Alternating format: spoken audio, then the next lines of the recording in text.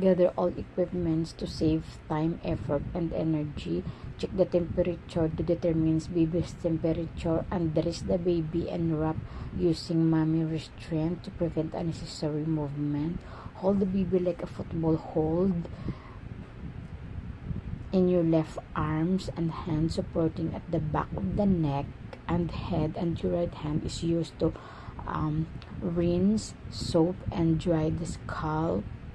The football hold is to prevent babies from falling. Then fold the outer ears with your thumb and the middle finger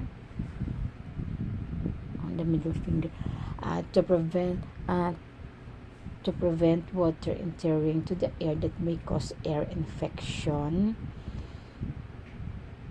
And then wash first the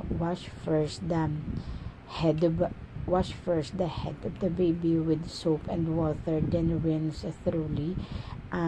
Mild soap is used to prevent harmful effect to the skin, and then dry the head to prevent chilling. And then with your clean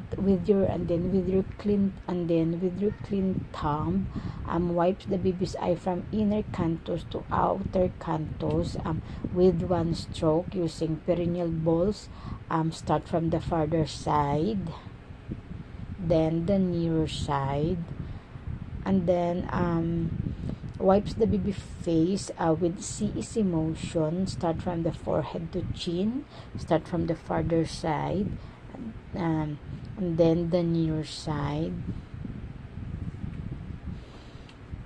and then tap to dry, and then bring to the baby to the crib and remove the diaper. Any fecal matters remove with a tissue paper.